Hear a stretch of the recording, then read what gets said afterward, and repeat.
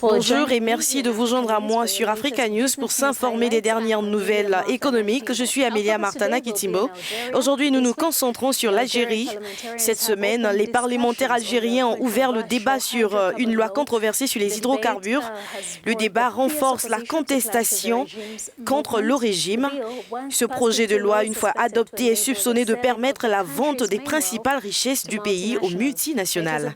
Ça a été adopté le 14 octobre par le cabinet des ministres et un vote est prévu pour jeudi prochain, soit le 14 novembre, selon la radio nationale. Alors, ce projet de loi a pendant longtemps déclenché des manifestations dans la capitale Alger, menées par une partie de citoyens et d'étudiants généralement opposés à l'ancien régime militaire. L'opposition affirme que l'Algérie n'est pas à vendre. Cependant, le ministre de l'Énergie, Mohamed Arkab, s'adressant mardi à la nation, a expliqué que cette loi sur les hydrocarbures visait à améliorer les conditions d'investissement dans les domaines juridiques, institutionnels et fiscaux afin d'encourager et de renforcer le partenariat avec des entreprises étrangères. Mais les manifestants pensent le contraire. Voici quelques points de vue recueillis dans la rue. Ils ont vendu, fabriqué la loi sur les hydrocarbures dans les casernes militaires afin que le peuple algérien sache qu'ils ont vendu les biens de notre pays et les générations futures de nos enfants et petits-enfants. Ils jouent avec l'Algérie et ses ressources.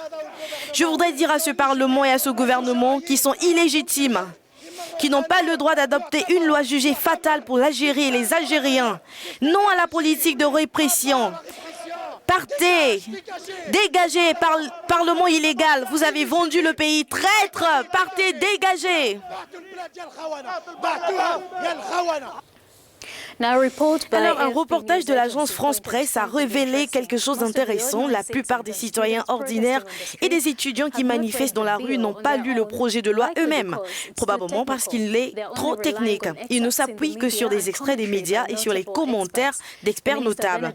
Le ministre de l'Énergie insiste sur le fait que l'objectif de ce projet de loi est d'accroître les efforts d'exploration et les réserves du pays. Selon les observateurs, la loi vise à assouplir un cadre juridique et fiscal extrêmement restrictif et peu incitatif qui a détourné les investisseurs étrangers de l'Algérie en raison de la baisse de production de pétrole et de gaz et des bas prix enregistrés au cours des 15 dernières années. Il convient également de noter que la consommation nationale d'hydrocarbures de l'Algérie continue d'augmenter, limitant les exportations qui représentent environ 95% des recettes extérieures du pays et rendant indispensable la recherche de nouvelles sources. Les recettes pétrolières et gazières représentent 60% du budget algérien. Le pays produit actuellement environ 1 million de barils de pétrole par jour, contre plus de 1,4 million en 2005, selon les chiffres du gouvernement.